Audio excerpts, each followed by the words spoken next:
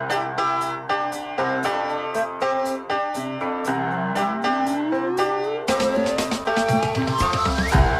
aí pessoal, bem-vindos a mais um NoCast. Hoje a gente vai falar sobre os mistérios da humanidade. ET entre nós, Atlântida, Mortalha de Turing, sei lá. Só sei que eu sou o Daniel Berbari e entre o Chupacabra e o Monstro do Lago Ness, eu prefiro o Saci Pererê. Galera, meu nome é Thiago Borges e eu caí de paraquedas, eu sou o mistério de hoje. Excelente. Sou o Ricardo Martioro e o WhatsApp é o mal da humanidade. Eu sou o Vitor Santos e tudo que sei é que nada sei. Sou Kenzo Oyama, não sou chinês, nem coreano, nem perfume.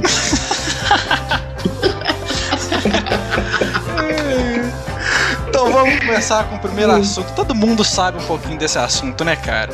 Alguém tem um parente na família, um tio, aquele primo distante que já viu um ET, que já viu um fantasma, alguma coisa desse tipo. Alguém tem alguma história dessa na família? Cara, eu vou...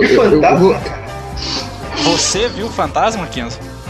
Nossa, é uma história recente até, aconteceu semana passada comigo isso aí. Eu tava Compartilha. Lenda japonesa, eu tava pesquisando lá e tem um esconde-esconde sozinho, né? A pessoa pega um boneco, esvazia, coloca os negócios assim, né? Tava pesquisando. E aí eu fiz um desenho, eu tava rabiscando lá, fiz um desenho, escrever, quando eu tava escrevendo começou a falhar a luz de casa, assim. Aí já fiquei meio preocupado. E o pior que nessa lenda envolve equipamento eletrônico, né? Nossa, aí é uma lenda de 2010, isso? Sei lá, que no Japão não sei como que é, né? Atual. Não, mas você tem que ver que no Japão, cara, toda hora parece uma lenda urbana, entendeu? Lá isso é muito forte, toda hora tem uma coisinha rolando. Ah, pode crer. O pessoal leva bem a sério isso. No Japão é evoluído até nas lendas urbanas, porque aqui lenda urbana era o homem do saco, né? Aqui em São Paulo, né? Aí o que aconteceu? A luz acabou. Aí o computador desligou, só que eu tenho bateria de 5 horas, né? Achei estranho. Aí liguei o computador de novo, acendi a luz. Tudo bem, rasguei o desenho, porque eu sou bobo, né? Lixinho. Coloquei no lixinho e fui embora. Fui trabalhar. Quando eu volto, o lixo tá aberto. Nossa. Tudo, eu moro sozinho, né? É o momento de ajoelhar, sozinho, fazer o sinal da cruz. Não, mas não acabou. Fechei o lixo, continuei minha vida. Aí fiquei 2 dias fora lá do apartamento e voltei. Tava meu espelho virado pro chão, cara. Espelho do meu quarto virado pro chão e com um origami que eu tinha feito em cima, assim. Ah, não, cara, Aí... para. Porra, Que isso? eu ia embora de casa e nunca mais voltava, cara. Exatamente, eu não estou no apartamento agora.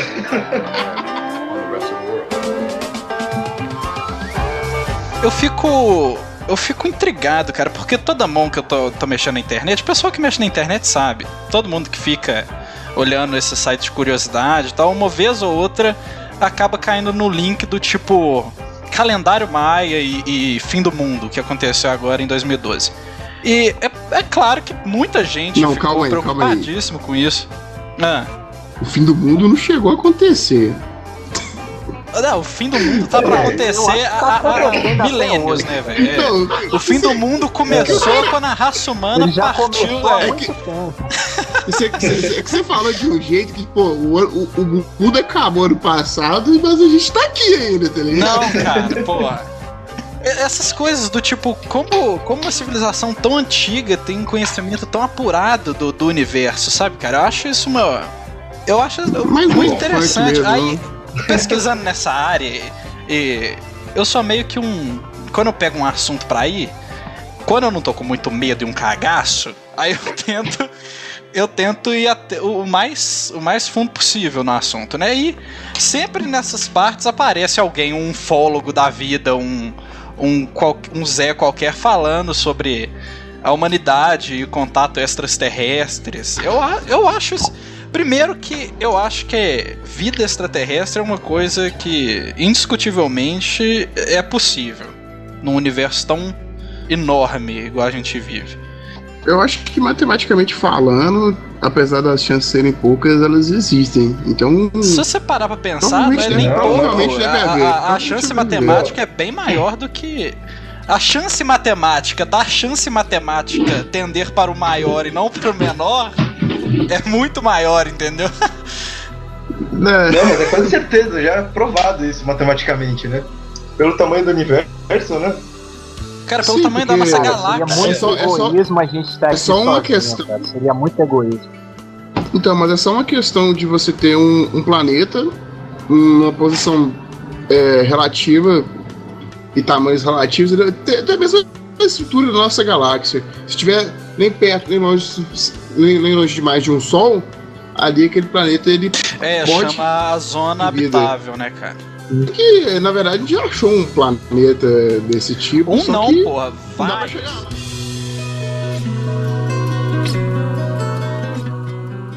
Eu, às vezes, eu fico trabalhando o meu lúdico, essa minha parte meio drogada e meio... e meio pessoa normal. Esses caras geniais... Porra, eu fico pensando um negócio que eu falo, não é possível que esse cara seja um ser humano.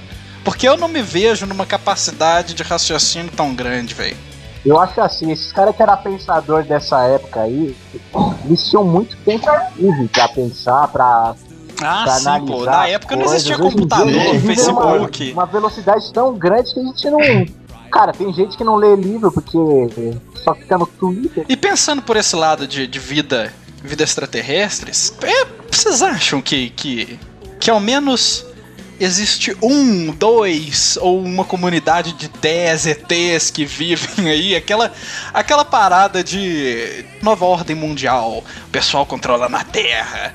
É possível? Não, mas é o seguinte, você tem tanto a parte da ficção, que é o exagero ali, porque tem aquela questão, por exemplo, o maior feito do diabo foi fazer que a humanidade não acreditasse nele, que ele existia. Tô falando assim, você tira o diabo, coloca qualquer outra coisa aí, vai seguir o mesmo sentido, entendeu? Pô. Você pode colocar o ET no lugar do diabo, você pode colocar qualquer teoria de conspiração que você quiser no lugar do diabo, isso é muito interessante, porque tem desse jeito. Velho, tem um filme, eu não vou lembrar, putz, é um filme de ET, mas é um filme galhofa, assim. É que ele fala, tipo, é interessante, porque no meio do filme, o mesmo filme sendo galhofa, ele fala um negócio que eu achei muito... Que eu parei pra pensar e falei, porra, é possível. Que o ET, o ET do filme, ele é justamente aquela figura totalmente cartunesca. Cabeção, olhão, tem 3 dedos, sabe?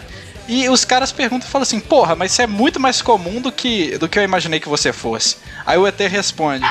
Mas é justamente isso. A minha imagem já foi tão divulgada que na hora que vocês me veem, vocês não têm um choque. Eu falei, porra, isso é muito do caralho.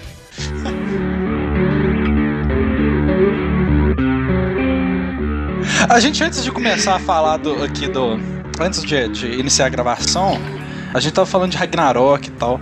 E tem um negócio que eu acho muito foda, que chama Evento Doppelganger, ou Acontecimento Doppelganger. Quem joga Ragnarok já escutou falar desse nome, mas na verdade, o Evento Doppelganger, ele diz, por exemplo, que existe uma pessoa exatamente igual a você em alguma parte do mundo, só que ele é o seu oposto.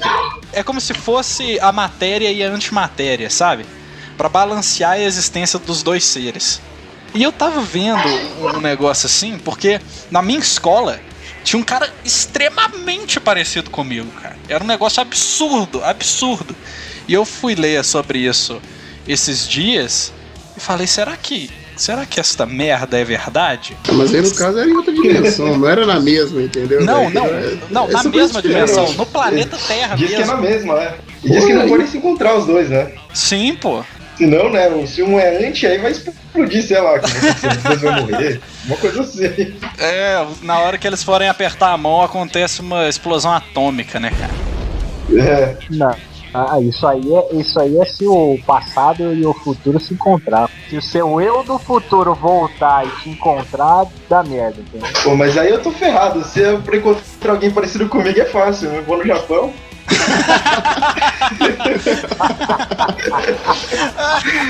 Eu vou sair explodindo lá. Tristeza. Vai chegar saindo fazendo uma explosão em massa, né?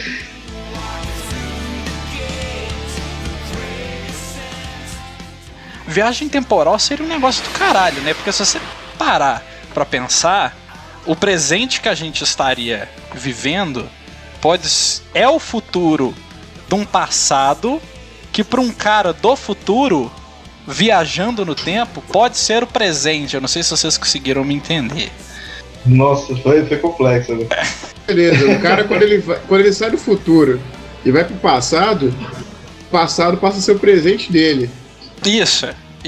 Esse negócio de viagem no tempo, por exemplo, existe... O futuro que ele, de onde ele veio passa a ser o passado dele. Exato! Tem uma igreja, deixa eu tentar lembrar o nome da igreja, que ela tem uma escultura de um astronauta, cara. Ele tá no escafandro certinho de um astronauta. Capacete, cilindro de oxigênio, é um negócio absurdo. Eu fico pensando... E a igreja foi construída, sei lá, nos anos 1000. Cara, mas você tem que pensar que é o seguinte, olha só. Catedral de Hieronymus. Eu acho que é alguma coisa assim. Quem quiser pesquisar aí depois, é um negócio muito doido. Tem uma tumba egípcia que foi descoberta aí nesses últimos anos. E o sarcófago do faraó, a tampa dele tinha uma inscrição qual... Não dá pra você entender aquela arte. Tipo, se tiraram da horizontal e colocaram na vertical, ficou igualzinho um astronauta sentado, estivesse tipo subindo, e dava pra você ver o pé dele em cima de um pedal, um sistema de oxigênio ligando no rosto dele e as alavancas, entendeu? Cara, uma coisa assim muito louca, da época de 2.000 anos atrás, entendeu?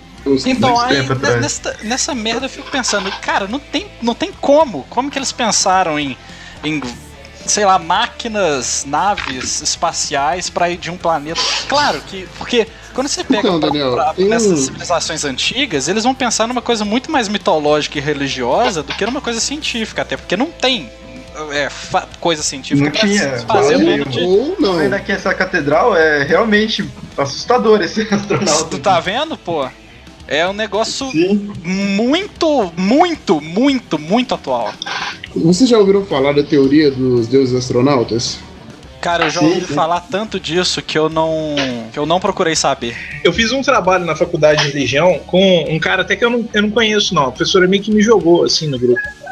E o cara era um profundo conhecedor de uma civilização antiga, que me fugiu o nome agora, mas pra ele era verdade absoluta de que os caras tinham contato com alienígenas e que essa raça tinha criado a gente, uma coisa meio... Sumérios. Prometeus? Sumérios. Isso, Sumérios, não é isso? Eu já li, eu gosto muito desse assunto também. Eles foram uma das primeiras sociedades a estabelecer, tipo, ordem social, um sistema de governo, cidades-estados. Então era uma coisa que, por exemplo, eu não vou saber datas exatas, mas a diferença entre a civilização sumérica e a civilização egípcia, por exemplo, é de milênio, entendeu? É uma coisa absurda. Fora o conhecimento astronômico, astrológico, os caras tinham um sistema de irrigação, os caras tinham ordem democrática, cidades-estados. E do nada eles, por exemplo, eles passaram de uma civilização basicamente baseada na subsistência de agricultura e essas coisas assim, para um sistema de comércio. Eu vi um livro falando referente a esse negócio de religião, é um livro espírita, né? E falava referente a os egípcios. E o cara tava falando que ele conseguia, tipo, no espiritismo o que eles acreditam é que existe vida após a morte, né? E que existem diversos outros mundos em outras dimensões. E esses mundos são ou mais evoluídos que o nosso, ou são menos evoluídos. Ah, sim, porque eles acreditam que no fato da reencarnação... Você consegue ficar no mundo ou não. Você vai aprimorando a sua existência, né, cara? Você vai, tipo... É como se fosse... Eu fiz uma relação entre o espiritismo e um jogo de RPG. Olha só. No espiritismo, você tem sua vida e você pode renascer para ganhar mais experiência e se aprimorar com aquela experiência daquela vida e retornar depois, para no final você ganhar a felicidade eterna e tudo mais. Então, fazendo isso... Então é como se cada reencarnação eu passo um nível. Meio que isso, para no final você chegar... No final da aventura... mais ou menos. Quando você já tiver totalmente renascido e aprimorado, você vai ter a sua felicidade eterna, a sua recompensa, entendeu? Não, a questão é mais puxada pro seguinte, você tem que ter todos os tipos de experiência para você conseguir ser um ser 100% consciente das possibilidades, das experiências que o mundo tem a oferecer. Quando você passa por todas as experiências aqui na Terra, isso pelo espiritismo, você pode acabar tendo outros tipos de experiências ainda lá fora. Eles têm toda uma dinâmica de onde você tem que aprender a lidar com outros espíritos, ajudar os outros espíritos recém-chegados, e isso tudo vai te evoluindo até você chegar no estado de iluminação. Quando você chega no auge dessa iluminação, você tem o direito de conhecer Deus e os outros espíritos iluminados. Mas nada impede que, mesmo após você passar por todo esse processo extremamente longo e cansativo, de milhares e milhares de eras, acumulando XP, para passar para o nível épico, você ainda pode ser mandado em alguma missão para a Terra, pode acabar sendo reencarnado aqui na Terra de novo, como um animal, como uma pessoa, sei lá. Essa o que é muito legal, né, cara? Que se você tiver numa aventura esperando por um pote de ouro e no final se virar uma barata e alguém te matar com uma sapatada, você vai ficar super satisfeito. Mas pelo que eu entendi, você só pode evoluir. Sim, por isso que eu pedi pra ignorar a parte da barata. Você não pode regredir mesmo. Mas a questão é que você mas pode quem acabar disse que a barata é menos digna do que eu, porra?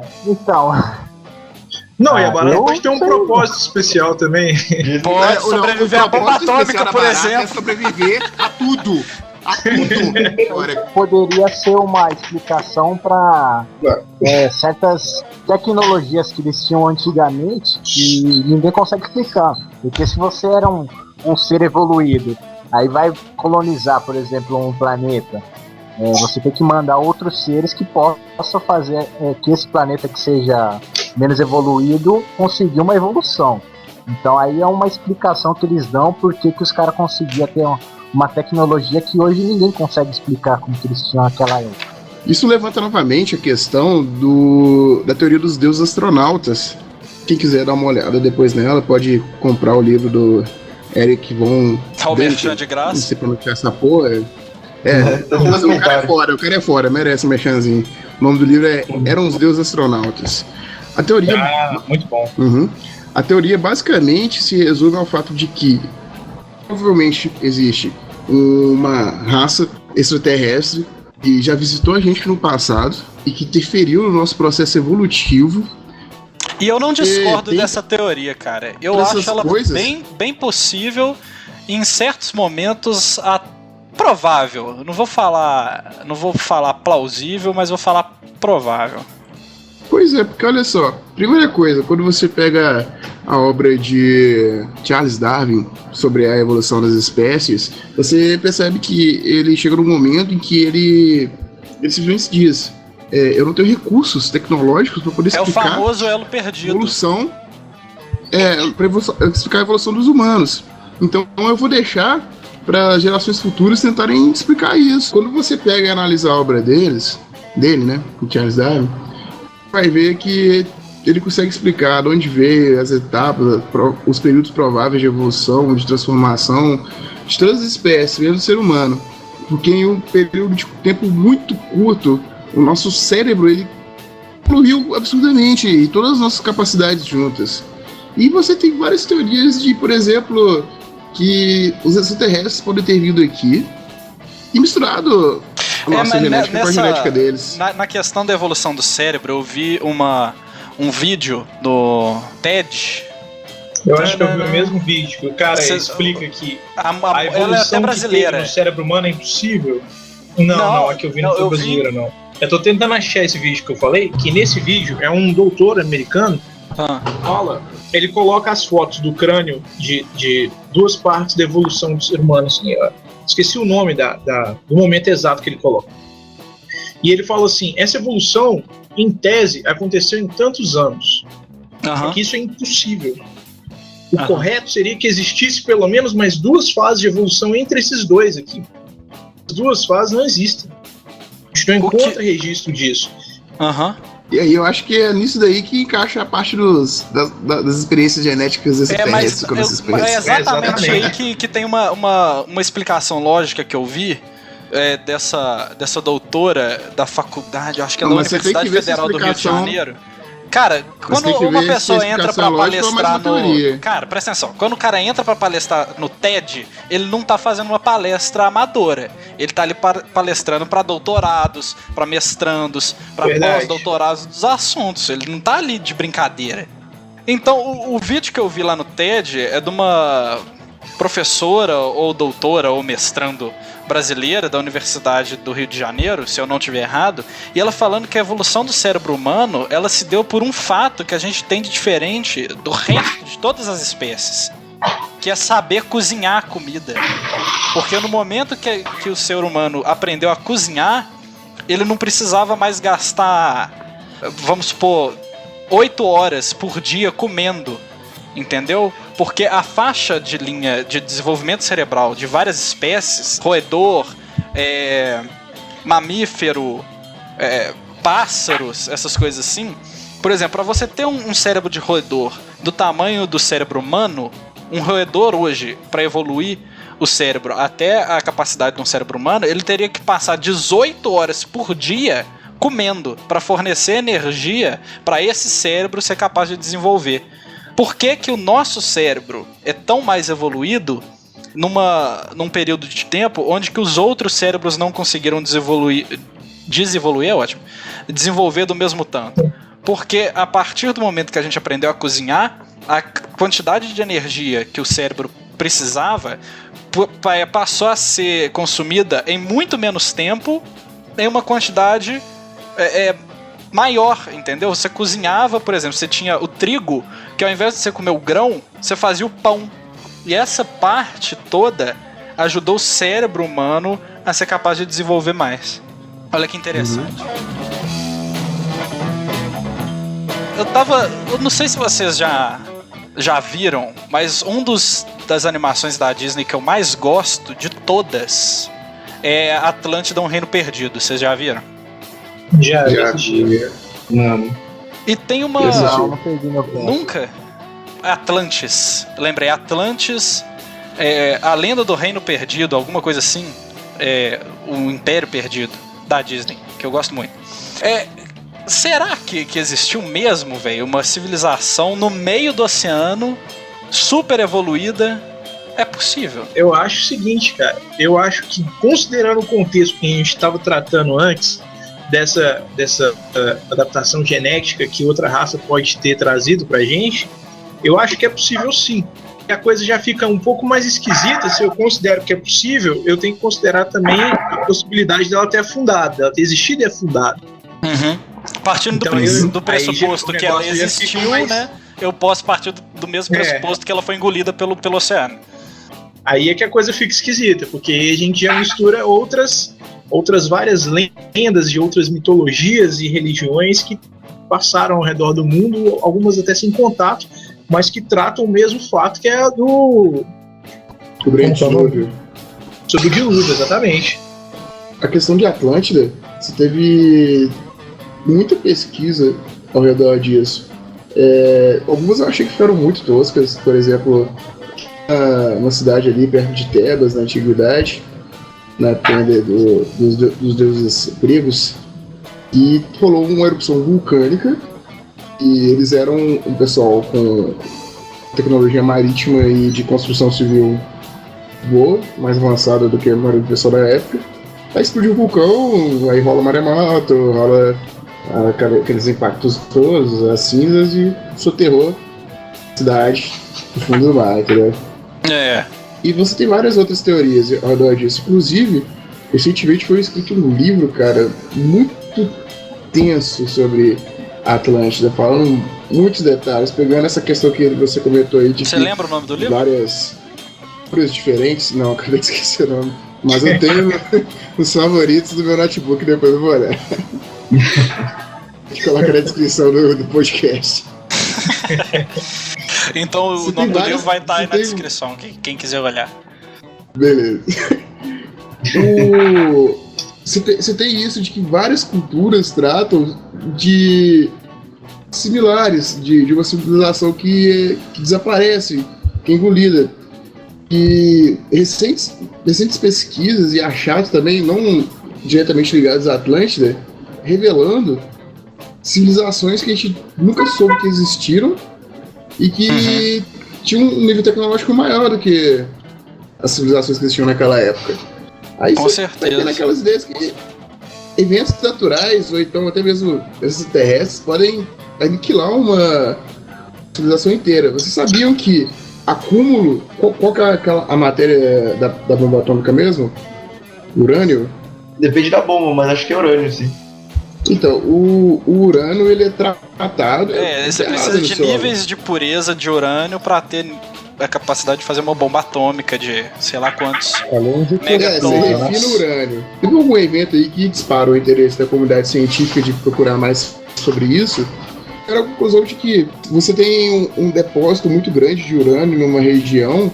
Aquela região ali, cara, se acontecer um abalo sísmico, alguma coisa, quebre alguma coisinha ali dentro, cara, quebra o ciclo natural das coisas ali, você pode ter uma explosão atômica natural. Nossa, que maravilha! Os caras explicaram direitinho no artigo deles e tal, que acabou até virando uma reportagem de documentário. Pode acontecer, tipo assim, você tá lá feliz, sorridente nessa cidade, um dia, de repente, subiu, não sobrou nada. É uma teoria muito interessante, porque ela explicaria a forma como a ilha afundou, né? A civilização afundou no oceano, porque uma explosão atômica ia criar um buraco enorme, eles não deixaram de existir, eles não afundaram, mas aí o oceano engolia aquele buraco, né? Sim, exatamente. Ainda mais se eles fossem numa região mais costeira, o mar ia entrar ali. Pô, mas eu não acho que seja uma praia, Fraga. Eu não acho que a Atlantis tenha sido uma praia, uma coisa assim.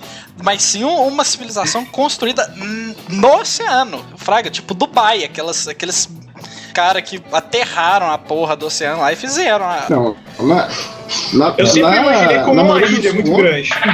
Nos contos que você tem aí, você tem uma mistura aí de...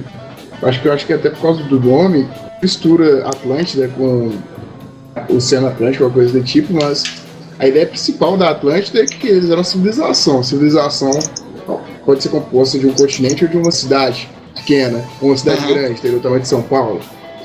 A maioria das teorias tendem a dizer que a Atlântida foi uma grande cidade, evoluída tecnologicamente, e provavelmente ou ela era uma ilha ou estava próxima ao mar.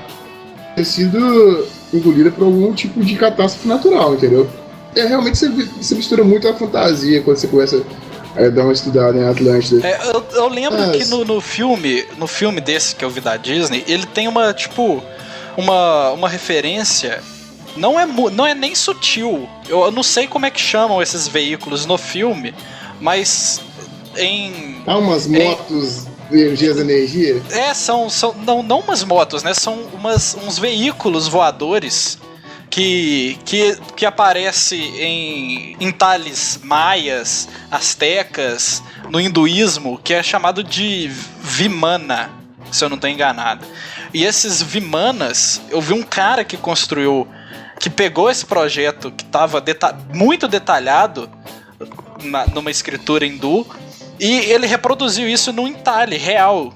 Quando o cara acabou de fazer e entalhou perfeitamente, nas medidas corretas, mostrou o molde, e o cara, ele motorizou, fez a parada toda, colocou um controle remoto, e o modelo de uma aeronave de sei lá quantos 1000 anos atrás, escrito num texto religioso. Cara, numa pedra. E ele voa simplesmente como se fosse uma coisa totalmente atual, numa época que se acreditava que o Sol era um deus. Porra, isso é de explodir a cabeça. É um tópico legal também de se falar do mar, né, velho? Porque o mar não é um ambiente que está na Terra, mas a gente não tem É verdade, muito cara. O mar em si, ele é um mistério, né? Porque a gente gasta... A gente não, porque eu não sou da porra da NASA. Os caras gastam bilhões de dólares anuais pra ir pra Lua, pra Marte, pra mandar uma sonda pra Vênus, e do nosso mar a gente conhece 1%. A gente talvez conheça menos dos nossos oceanos do que a gente conhece do espaço, das regiões mais próximas aqui. Ah, mas com certeza. Do planeta. Se a gente for colocar em porcentagem, né, de distância, o ponto mais profundo do mar de mim nesse exato momento é muito menor do que de mim pra Lua. Com certeza. Não, mas aí entra a questão, porque o gasto que você vai ter pra ir pro fundo do mar é muito maior que pra Lua, na verdade. É o que é um absurdo, né, cara? Absurdo, né? É, muito absurdo isso. É questão da pressão, né? Eu fico pensando, porra, cara, olha o tamanho dessa coisa que vive aqui. Imagina no fundo do mar, que a gente não sabe o que tem, sai uma puta de uma lagosta gigante e devora. É uns negócios que a gente não sabe o que pode ter lá no fundo, porque a gente não conhece. Aí eu não sei, mas se você já jogou BioShock, pode existir uma civilização inteira lá. Tá aí Atlantis, pô.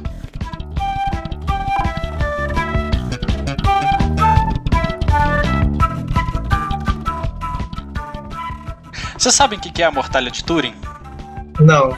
Mortalha de Turing, vocês já devem ter visto em algum lugar, mesmo que passando o olho.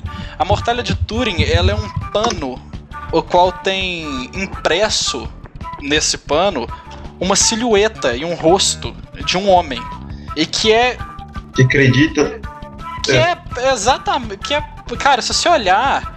E por todas as imagens que já te foram mostradas do que é Jesus, aquele modelo americano, você bate o olho e fala, pô, Jesus estava enrolado nisso aí. Eu sei o que é, mas eu conheço por outro nome, Santo Sudário. Isso, conhecido como Santo Sudário, exatamente. A mortalha de Turing, ele é um pano que 1001 cientistas já pegaram para estudar e até hoje não conseguiram descobrir que tecnologia que foi usada para fazer aquela impressão no pano. Então, aí entra a questão religiosa, né? Que nem a cruz lá que eles achavam que era depois de, não sei, 2000 anos, né? Mas nessa mortalha, diz que se você colocar em negativo, parece um negativo parece uma foto mesmo, né? Então, eles pegaram essa mortalha... da mortalha e jogaram no negativo...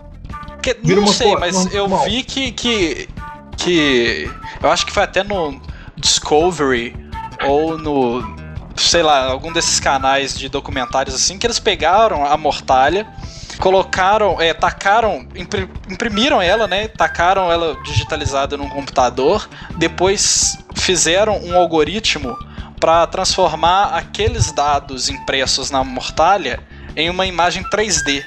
E dá pra ver ferida na mão do cara, ferida no pé.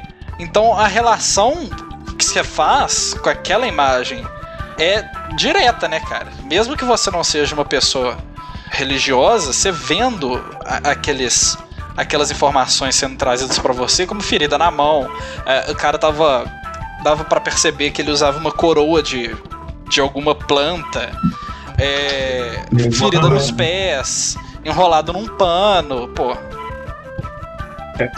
Faz até bastante sentido, né? Tudo indica que, né? Exatamente, a famosa e se, né? A probabilidade, tudo pode ser alguma coisa. Vai que cola, né? Pô. Por exemplo, um negócio desse é a Área 51, cara. Quem nunca escutou falar da Área 51? Isso aí eu acredito. Hoje em dia é muito provável, né? Isso é uma coisa que eu acredito e, assim, eu acho difícil deixar de acreditar, ainda mais considerando o que aconteceu no ano passado. Não sei se vocês viram ou lembram que... O ministro lá do Canadá? O ministro de defesa do Canadá. Cara, Exatamente. eu Então, vi aquilo isso ali e foi, revi no aquilo YouTube. foi a sensacional, força do cara. cagaço, cara. E ele Tinha especificou certeza, cara. os tipos de raça que existem, quais são, quais os nomes. E 2 trabalham pros Estados Puta Unidos. que Aí eu ele me pariu, chocou. cara. Aí eu saí da cadeira mordiscando. viu? No momento eu mudei a classificação de arquivo X para documentário.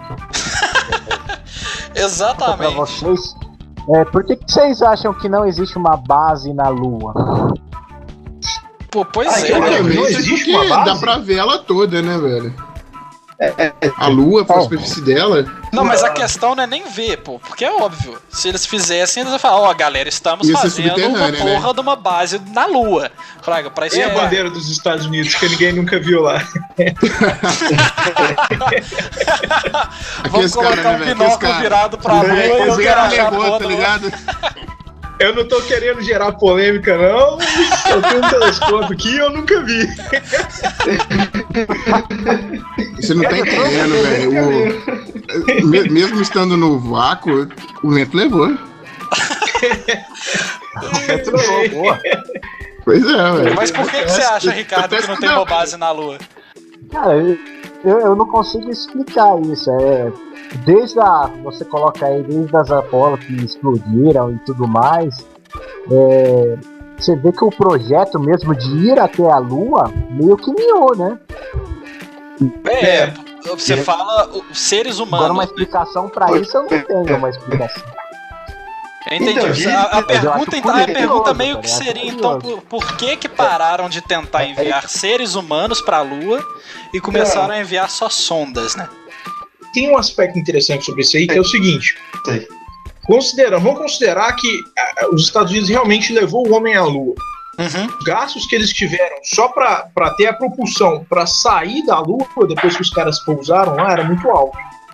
Em tese, não era negócio continuar mandando Na humanos pra verdade, Lua. é muito mais caro sair da Terra do que sair da Lua.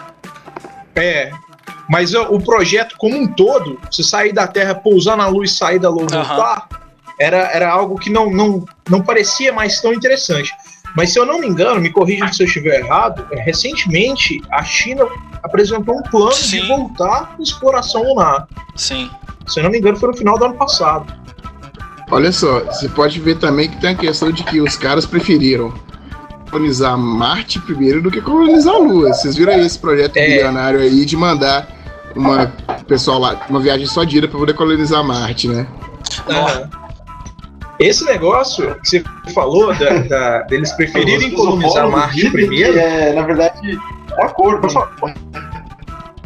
um acordo, Entre os humanos e ET. Vocês não vêm na Lua porque a gente tá aqui já, porra. Vai pra Marte cheguei também, primeiro. Existe uma teoria dessa. Existe uma teoria que dizem que não é mais pra ninguém subir lá, entendeu? isso é uma teoria. São os lembro de ETs onde do que eu li. BOP, né, cara? Não vai sério, subir eu não ninguém. lembro onde que eu li. Que os caras falaram que não é pra Coisa subir meio- lá. E que inclusive falaram que qual que foi a Apollo que Não querem explodiu, que interferir eu em não nada, lembro. assim, foi meio que ameaçado, né? Mas aí é de Qual que foi a Apollo que explodiu, que eu não lembro qual que foi? Acho que foi a 13 ou 11, não sei. Então, existe uma teoria que diz que os Estados Unidos mandou nessa Apollo uma bomba nuclear e por isso que ela explodiu. Porra! É a Apollo 13 que explodiu. Eu nunca vi sobre essa. Então é 13? Eu É. vou procurar, eu tenho aqui que meu tio é viciado nesses negócios e ele me mandou muita coisa, só que eu tenho que procurar meio que aqui e aí eu mando pra vocês. Tá, mas isso gera uma pergunta, cara. Se existe E tem então, referência até de astronauta que diz ter visto OVNI. Ah, não, isso, pô, você tem aquelas filmagens de. Como é que fala? De satélites que tem no YouTube aí, a quantidade de objetos. E eu falo objetos não meteoro e não pedra. Você vê, cara, que é uma coisa que não tem condição de ser Controlada. outra coisa a não ser uma nave, entendeu? É. Porque a movimentação, além dela ser, às vezes, muito controlada, é uma velocidade absurda que você fala sem chance. Então, detalhe aí. Vocês viram, acho que ano passado ou retrasado, vazaram alguns documentos da Força Aérea Brasileira sobre relatos Sim. em tempo real. Vocês chegaram a ver isso? Eu vi relatos... Vocês chegaram a ler algum? Não, eu vi muito por cima, o Thiago. Eu vi, por exemplo, que... Eu não lembro se era o comandante ou almirante da aeronáutica brasileira. Imagina, um cara de um porte desse, dentro das Forças Armadas Nacionais. De alta patente, né? Alta patente, confiabilidade total, né, cara? A falar assim, não, eu vi um OVNI. Eu sei o que eu vi, eu não Tem sou louco. Um trecho que a maioria desses detalhes, desses documentos, são de narrações em tempo real. O cara conversando com a central, ele falando assim, ele descrevendo o objeto metálico, de formato triangular, parece que tem algumas luzes, não sei o que. O cara vai descrevendo aquilo ali. Aquilo ali é um objeto de uma ciência avançada. Ele reconhece que aquilo é uma nave. Entendeu? E ele fica sem saber o que fazer. É assim, chocante. Até porque não existe muito o que fazer, né? Porque se for realmente o ET que tá de um outro planeta, não vai ser com a sua pistola 9mm que você vai conseguir resolver alguma coisa, né? Não, e vai ser igual o cachorro, né? Se parar o cara, se conseguir alcançar, vai fazer o quê? Exatamente. O cachorro correndo atrás do carro, né? Exatamente. Vocês já escutaram falar sobre a Lança do Destino? Já. Foi citado em... todos os animes e filmes, etc e tal. Tem, né? Aparece no Evangelho, no Hellsing. Lança de Longman. Porque, por exemplo, considerando que você tenha pegado... que você é o soldado, beleza? Você vai estar com uma lança, você acabou de crucificar um cara que é filho de Deus, e você meteu a lança na barriga desse cara. Considerando que isso realmente aconteceu, se você tem uma lança com sangue derramado de Deus, cara, eu nunca sairia da posse dessa... Cara, eu dormiria com essa lança no meu peito. Falava, não, meu precioso. Isso que você falou até faz um sentido, porque a gente tem que considerar que quem furou esse cara foi um soldado romano. E os soldados romanos, eles eram responsáveis pelo seu equipamento. Quem comprou foi o cara. O dinheiro dele. Então a lança era dele. A lança só saiu da posse desse cara. Alguém tomou ou comprou dele. Porque ele não ia se desfazer dessa lança. Isso era um jamais. Cara, imagina, porque o poder que aquela lança teoricamente teria, aquele soldado passaria o imperador de Roma assim, né, cara? Falando nisso, algum de vocês sabe quais são os poderes atribuídos da lança? Cara, eu sei que um dos poderes dela é dar e tirar vida. Que já é grande coisa, né? Já dá pra fazer uma coisinha. Você, como soldado, fala que eu não vou ir pra batalha hoje não, tá, tirar comandante? Vida, tudo bem, mas dar vida... Tá, você pode se ligar, cara. Você fica vivendo e revivendo, cara, só de sacanagem, ó. Vivo, morto. Vivo, morto. Você tá na guerra, você aperta o botão errado e revive seu cara. Você tá na guerra, aponta a lança pro seu aliado, né, cara? Já que a gente entrou no assunto, esse é um aspecto interessante, mas que eu sei pouco. Vocês sabem o que aconteceu? Existe algum relato de alguém que encontrou? Essa lança tá em algum museu? Essa lança tem algum histórico de acontecimento, de realizações assim como sagradas, ou existe só a lenda? Porque acaba virando lenda, né, cara? Porque tudo quanto que é artefato mitológico que imprime esse background de místico, de é possível que, acaba que no final vira lenda. Existe relatos de pessoas que afirmam terem encontrado a lança do destino, mas nada impeça que a ponta daquela lança seja só uma lança qualquer, de um romano qualquer, entendeu? Certo. O negócio é mais ou menos o seguinte: a lança em si, quando rolou, né, o episódio lá, eles começaram a achar que aquele cara era o filho de Deus. O que aconteceu? Aqui dali, a lança, teoricamente, na época que ocorreu o fato que a lança perfurou o coração de Jesus e tudo mais, teve uma época que essa lança, bem perto ali da crucificação de Jesus Cristo, essa ali já viram que ela era foda. Alguém ia guardar aquilo ali como um artefato religioso. Aí, teoricamente, ali no início do cristianismo, essa lança ela estava sobre posse da igreja. Ela ficou muito tempo exposta na Basílica de Monte Sião, em Jerusalém. Só que através dos tempos, ela acabou sendo perdida, porque teve imperadores, o imperador Constantino e o como sempre, né, cara? Tudo isso acaba sendo perdido. Você nunca tem um artefato místico que, olha só, a minha família por 45 mil gerações conserva este anel e nunca saiu de nossas casas. Isso meio que entra no aspecto Senhor dos Anéis, né? Quando o negócio é um artefato assim visado, ele meio que é quase como se ele tivesse uma consciência própria, né, cara? Ninguém vai conseguir manter aquilo. É porque existe realmente essa característica, né, velho? Um artefato místico, ele meio que acaba virando um personagem da própria história. Quando você fala de um artefato místico, você não fala aquela espada ou whatever, você dá o nome, você fala... o Santo Graal percorreu sei lá o que, o Santo Graal passou de mãos em mãos, e não as mãos de tais pessoas pegaram o Santo Graal, por exemplo. Tanto que ninguém nunca sabia o dono, né, do artefato. Ninguém sabe qual que é a verdadeira raiz do negócio. Teve um cara que escreveu um livro sobre a lança do destino, chama, bem, me desculpe o meu inglês, The Spear of Destiny. The Put Power. Tem um monte de coisa aqui em inglês que eu não vou arriscar ler.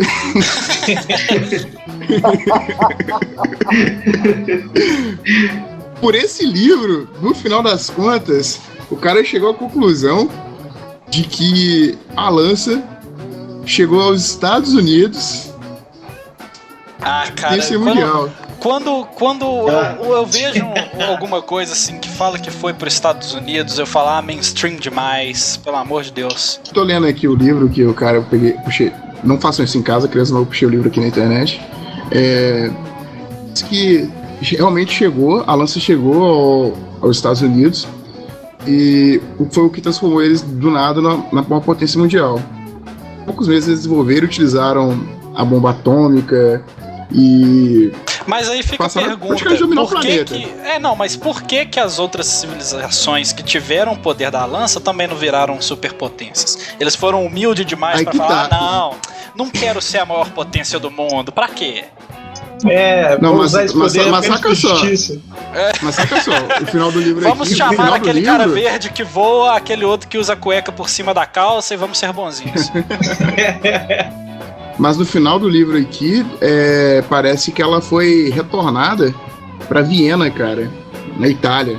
Um dos generais, analisando toda a história que acompanhou aquela lança e o UP que os Estados Unidos teve com ela, resolveu voltar no museu aí, e esse museu seria a Casa do Tesouro de Wolfsburg em Viena. Se Estados Unidos, com a lança, virou a maior potência mundial, agora os Estados Unidos que vai ter a humildade de falar, já tô poderoso pra caralho, não preciso de mais porra nenhuma, volta essa merda pra lá e que se foda. Não, a questão não é essa, a questão é que todo mundo que pegou ela e cresceu demais, pelo histórico dela, caiu também. São governos e civilizações que se fuderam.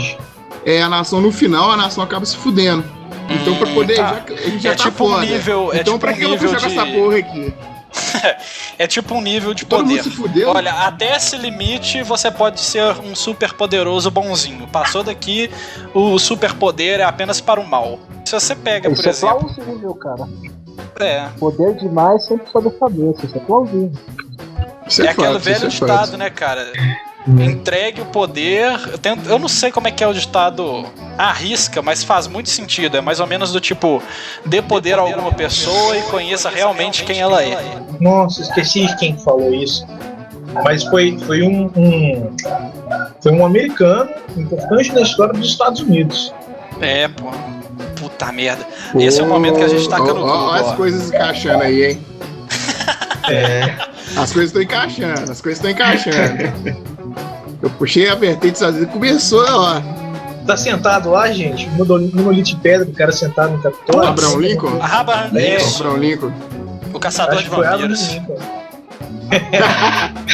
Isso é mais legal que a versão original. Vampiro, lobisomem, chupa-cabra, monstro do Lago Ness, que eu falei aí na minha introdução. Aí. Vocês acham que, tipo, monstros... O que é monstro, né, velho? Olha só. Monstro eu acho que é só uma criatura que ainda não foi catalogada, né? Mas saca só, já que você falou de vampiros e lobisomens, reza aí, né, algumas... quem que era o cara que matava os dragões lá? Era São Jorge? São Jorge. Dizem que São Jorge era um lobisomem, né? Que foda! Nada melhor do que ser um santo da Igreja Católica e um lobisomem ao mesmo tempo. Né? Isso que agrega, né? Então, eu vou dar uma pesquisada aqui. Mas o que acontece? Um dos santos da Igreja Católica, o cara era um lobisomem. Ele era de uma raça que tinha cabeça parecendo de cachorro e corpo de humano. Aí os caras da Igreja Católica fizeram, tipo assim, catequizaram ele, fizeram ele achar que, tipo assim, a raça dele, coisa do capeta, e esse cara, que foi santificado posteriormente pela igreja, caçou e dizimou e destruiu toda a espécie dele. Do mesmo jeito que a Inquisição matava bruxa, vampiros, homens. Você para pra pensar assim, às vezes pode ser que sim, existiu um monte de monstro, mas do mesmo jeito que tá escrito lá, que a gente acha que é lenda, naqueles relatos todos lá que tem da Inquisição e de outras organizações que caçaram monstros, simplesmente a gente pode ter dizimado eles, a maior parte deles eles esconderam. Entendeu? Como é possível que exista civilidades, é ótimo, civilizações escondidas, né, cara? Até porque se elas são escondidas, a gente ainda não achou. Pois é, mas e algumas também nem escondidas, algumas nem escondidas são, elas só não são exploradas. O caso dos sentinelenses, por exemplo, vocês conhecem? Não, fala aí. Sentinelenses é um povo que fica num conjunto de ilhas entre a Índia e a Indonésia. Sabe que os caras estão lá, mas os caras resistem em qualquer tipo de intervenção há anos. Tem caso de gente tentando chegar com um helicóptero lá para jogar suprimento para os caras. Eles são uma tribo e eles são recebidos a flecha. Eu acho que eu já ter uma interação com eles. Isso em algum lugar. Tem essa imagem do avião, do helicóptero, eles estão chegando e o pessoal apontando arco e atirando e gritando, alguma coisa assim. Tem umas fotos nesse próprio artigo que eu mandei aí dos caras. Vi só a distância, assim, sabe? É uma tribo, parece um povo não exatamente muito evoluído, mas é um povo que resiste há muitos anos, cara, qualquer tipo de intervenção. E eles são um mistério, eles são uma civilização secreta, entre aspas, né? Secreta, eu diria que eles são uma civilização secreta descoberta, né, cara? Não, você tem a diferença entre o secreto e o discreto. É mais afastado, né? Então, eu tava falando, eu acho que isso torna possível a tese dos monstros perdidos também, sabe?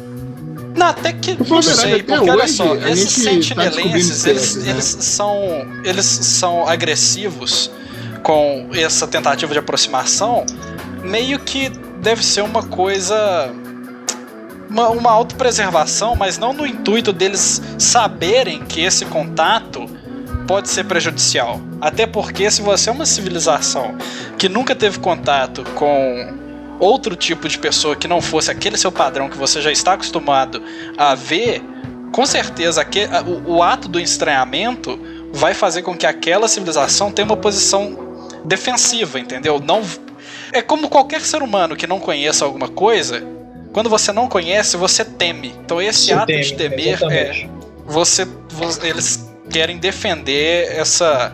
Isso pode ser até parte da mitologia dos caras, né? Porque, tipo assim, em vez deles enxergarem essas intervenções como outros seres humanos, como sempre o ser humano aproxima deles em helicóptero, com uma coisa monstruosa pra eles, que eles não conhecem. Eles devem encarar aquilo como monstros. Com certeza. Com certeza, demônios. É alguma coisa agressiva. Exato. Estão comigo uma vez, cara. Eu estava sentado na minha sala. Não, na verdade estava descendo no meu quarto. Aí cheguei na sala, a TV ligou sozinha. Nossa, o chamado, ela né, cara? ligou e trocou de canal, velho. Aí eu comecei a assistir o que tava... Não lembro o que tava passando, pra ser sincero. Você parou pra assistir? Porra, o meu pensamento foi, se ligou e mudou de canal, que alguém tem que ouvir de alguma coisa, né? Caralho, você tá louco. Você é muito macho, cara. Você é muito macho. Eu teria mudar a televisão até não sobrar mais nada pra ligar, cara.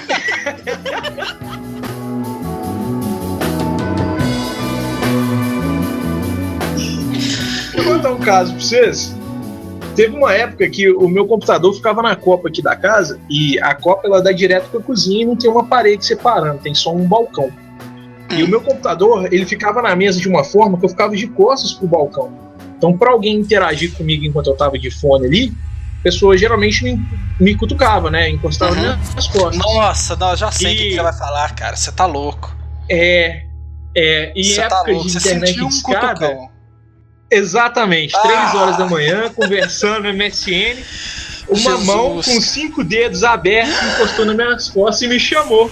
Nossa, Aí eu você tá tava louco. muito interagido, eu tava muito entretido, eu até falei assim, peraí que eu já viro. Aí eu tava rindo, tirei o fone com calma, dei tchau pro pessoal, virei, não tinha nada, velho. Não, mas esse tinha pode ter ninguém, a sido o família tempo toda de... dormindo.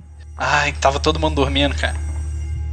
Tava todo mundo dormindo, cara. Aqui em casa, deu 9 horas da noite, acabou, todo mundo apagou. Nossa. Da manhã. E eu que sou Nossa corajoso, senhora. mano, você saber que tá todo mundo dormindo. Pera aí, mano, já vou. Essa foi a hora que eu falei, eu dei tchau pra galera, desliguei o computador, levantei, fui embora, escondi, sumi.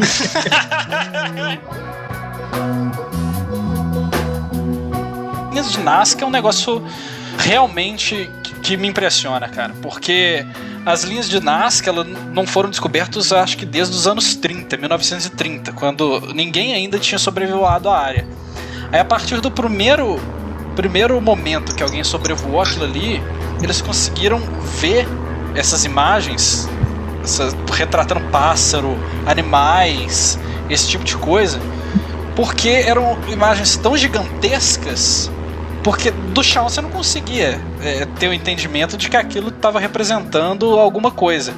Então, a partir do momento que eles sobrevoaram, eles conseguiram ver essas imagens. Quando eu pesquisei por isso, pelas linhas de Nazca, é uma grandiosidade. Existem alguns desenhos que são tão retos, que se o cara não tivesse uma reta, uma régua de 3 quilômetros, ele não conseguiria fazer aquilo. O pássaro mas, Daniel, que tem traços mais completos, né? Sim, complexo. Parece um beija-flor, né? É complexo. Cara, vocês têm que ver que é o seguinte: olha quanto tempo que essas porra estão lá. Cara, ninguém destruiu aquilo, nenhuma pedra saiu do lugar, velho. Você passa lá, você vê os desenhos perfeitos. Foi descoberto na década de 30. O negócio não sofreu nenhuma intempérie. O tempo não machucou a obra, não destruiu a obra. As pessoas não destruíram a obra. Olha só a grandiosidade da parada. E Nossa, fora a pessoas datação, né, cara? Fora quando elas foram feitas, que é uma coisa... Que é isso? Você para e fala, eu não consigo fazer isso na mão aqui num papel A4. Será que seriam as linhas de Nazca um sinal para os extraterrestres de qual tipo de vida existe na Terra? Olha aí. Pode ser, né? Tipo um check-up, um thumbnail do planeta Terra, né? É tipo um prognóstico. Olha, se você vir aqui, você vai achar macaco, beija-flor e etc. Aranha. Crânios alongados do Egito. Nossa, isso... Teve um momento que quando eu li sobre isso, eu falava, pô, mas um parto natural, ele pode trazer esse tipo de deformidade no crânio. Até porque quando... Um alongamento no crânio. Mas não de uma escala dessas, porque o alongamento no crânio egípcio é uma coisa enorme, né, cara? É muito anormal. É uma coisa grosseira, né, cara? É muito anormal.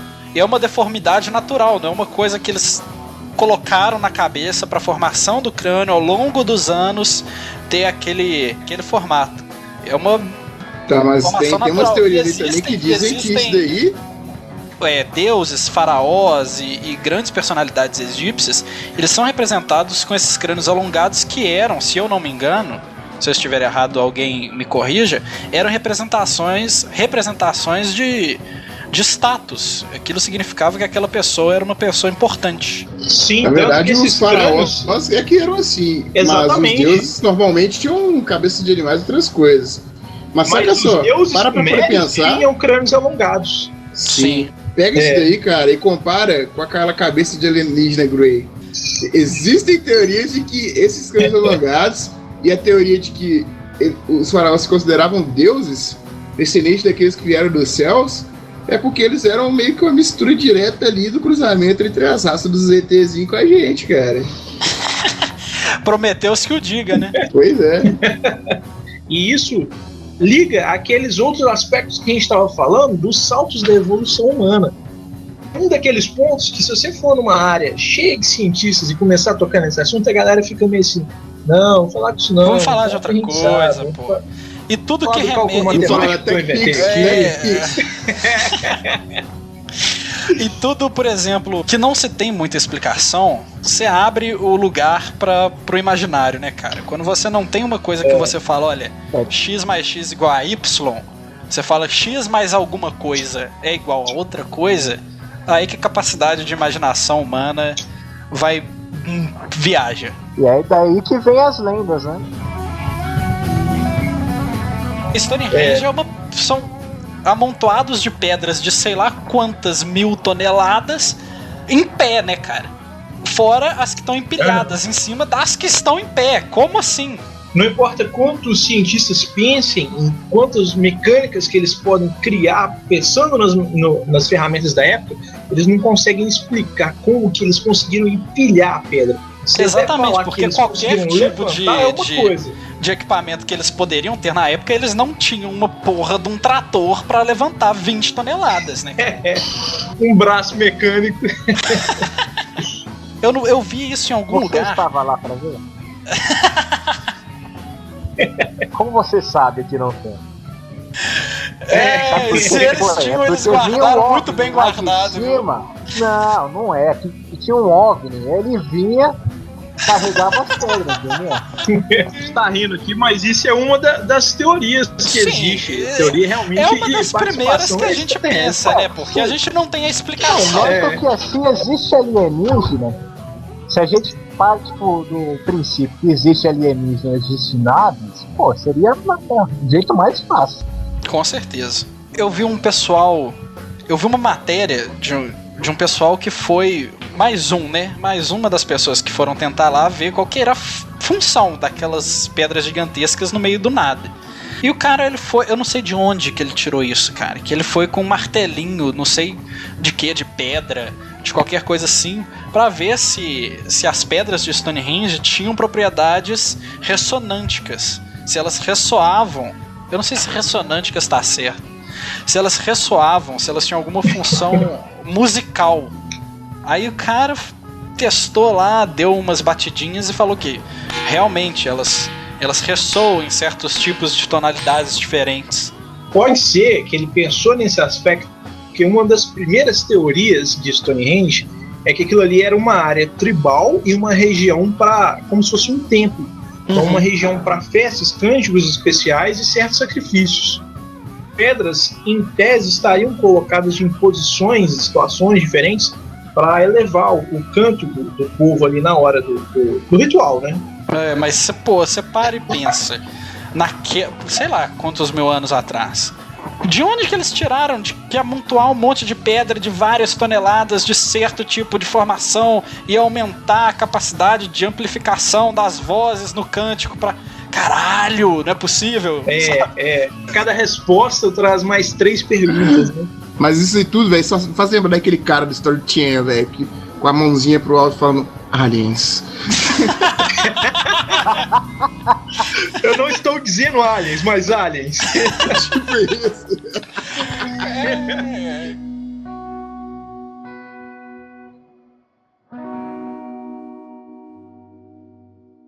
Ela ficou exposta lá nessa na Basílica de Monte Sião, na Basílica de Monte Sião, em Jerusalém. Basílica de Monte Sião.